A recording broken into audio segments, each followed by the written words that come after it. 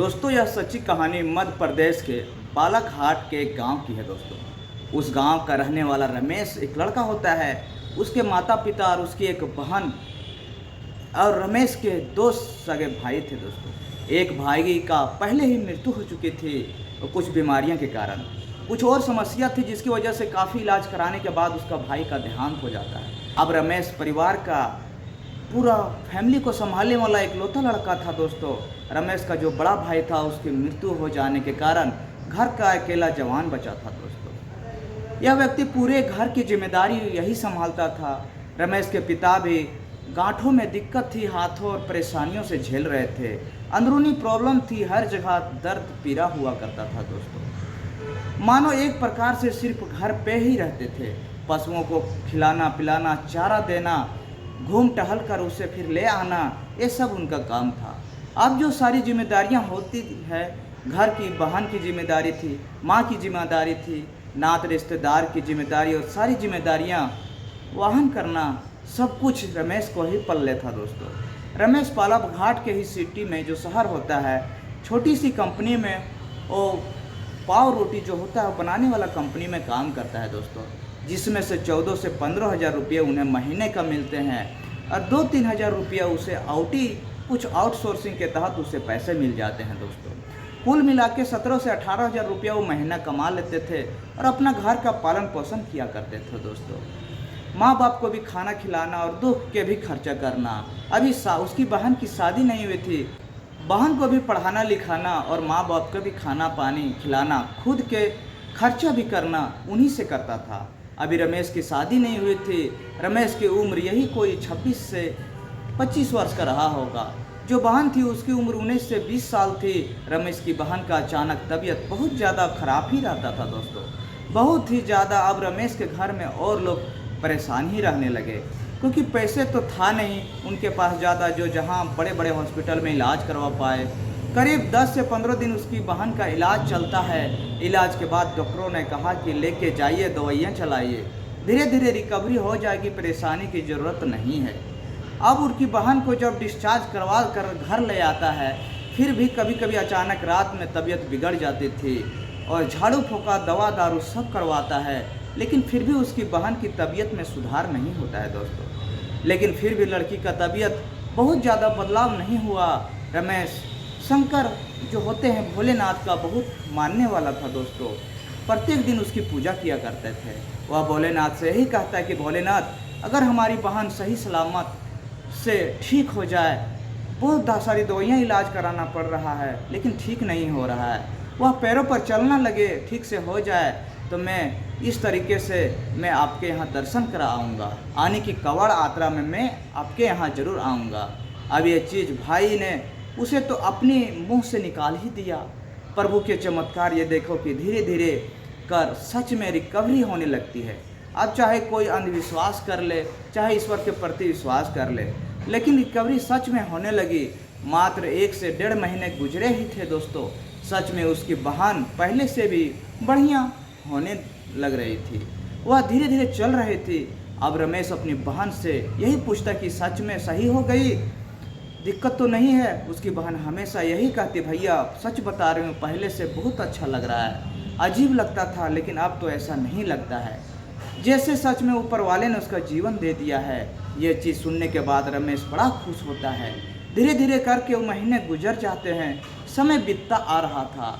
फिर ये सावन का महीना आता है, कावड़ यात्रा का। ये अपनी बहन को तैयार करता है और बहन तुझको इस बार मेरे साथ कावड़ यात्रा के लिए जाना होगा, जो मैंने मन्नत मांगी थी, जल लेकर आना है और चढ़ाना है। उसकी बहन कह रही थी, भैया हम कैसे जाएंगे, लड़कियां जाती है क्या? उसने कहा बहुत सारी लड़कियां और महिलाएं भी जाती है, तू परेशान मत हो, तू सिर्फ अपनी तैयारी कर ले।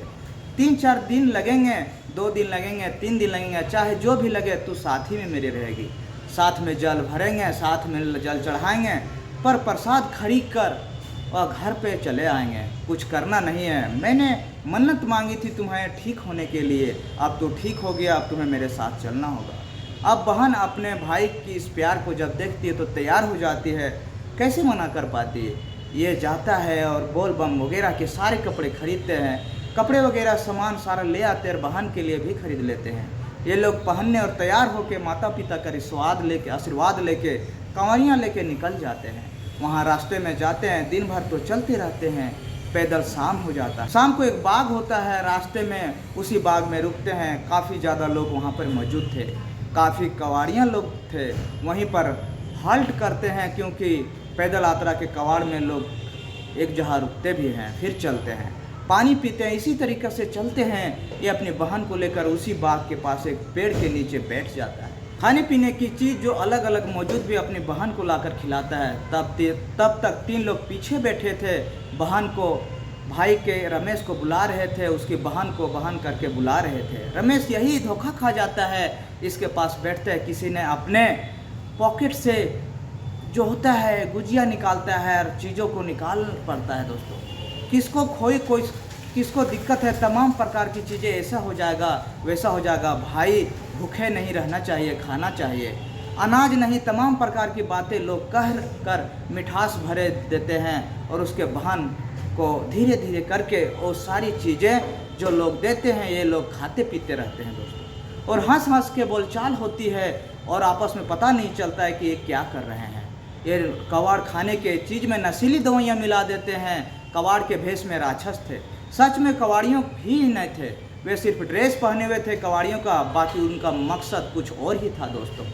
अब धीरे धीरे करके रमेश को भाई बहुत नींद आने लगती है, क्योंकि नशे की दवाइयाँ उसमें थी।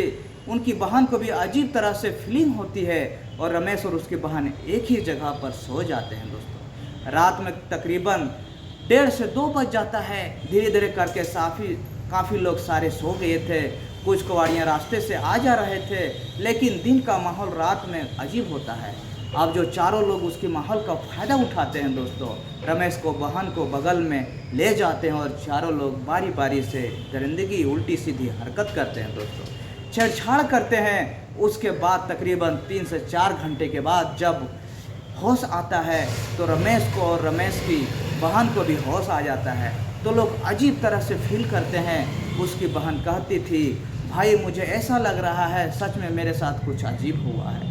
उन चारों ने कोई खेला तो नहीं कर गया, हम लोगों को पता नहीं चल पाया। रमेश बहुत गुस्से में था। आखिर वो चारों गए तो गए कहाँ, मिल गए जाते तो पूछते।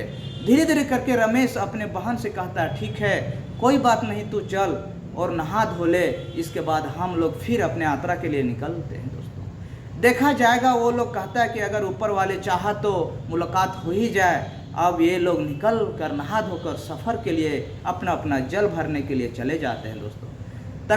तकरीबन 6 से 7 किलोमीटर जब चलते हैं, तो जब दूरी चलते हैं तब देखते हैं कि वह 4 बंदे जो वहाँ बाग में मिले थे फिर से 3-4 महिलाओं के बीच में बैठकर हुक्का पानी कर रहे हैं, कुछ इस तरह से खेल रहे हैं, बातचीत कर रहे थे, हंस रहे थे। तब रमेश और उसकी बहन जाती है।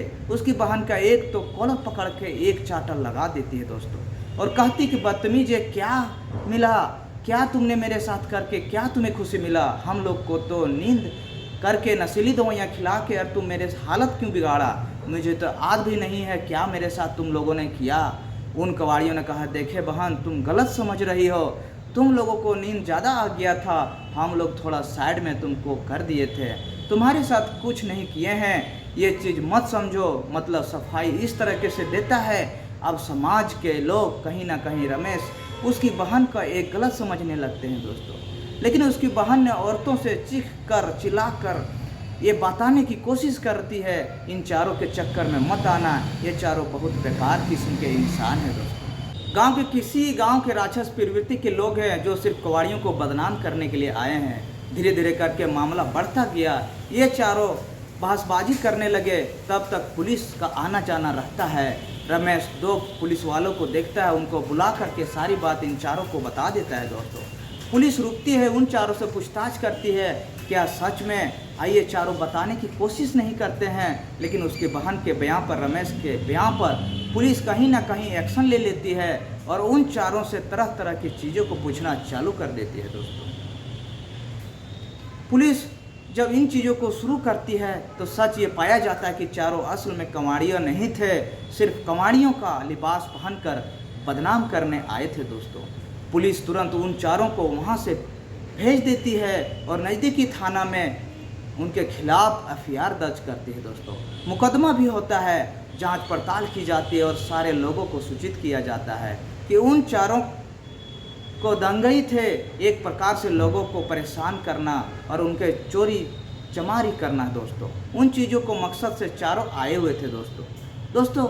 आज की जो इस तरह से किसी के धर्म या भावना को बदनाम करने के लिए कुछ लोग आते हैं दोस्तों, लेकिन ये कहानी मध्य प्रदेश के किसी मध के कहानी मैंने सुनी। इस कहानी में कितना सच और कितना झूठ नहीं पता। कहानी मुझे बहुत अच्छी लगी, इसलिए मैंने आप लोगों तक शेयर किया, ताकि आप लोग भी जब भी कांवड़ यात्रा में या कहीं दूर में जाएं तो अपनी सामान या अपनी जो भी सामान या बहन या वाइफ को ले जाएं, उनको सुरक्षित रखें। किसी का दिया हुआ खाना नहीं खाएं। यह कहानी से सीख मिलती है दोस्तों। ये कहानी ज़रा सा भी आप लोग को अच्छी लगी तो लाइक और एक हाइप कर दीजिए दोस्तों। अभी ट्रेंड में चल रहा है कि कमेंट बॉक्स के बगल में सिर्फ स्क्रॉल करने के बाद हाइप का ऑप्शन आता है, हाइप को दबा दे दोस्तों। इससे थोड़ा मोटिवेट मिलता है दोस्तों। ये कहानी सुनाने का मकसद किसी धर्म या भावना को ठेस पहुंचाना नहीं है, बस समाज को जागरूक करना है। जो ट्रैवल करके अपने माँ बहन को कहीं भी ले जाते हैं, उससे सचेत रहें और आगे भी सचेत करें। आज का बस इतना ही, फिर मिलते हैं अगले वीडियो में।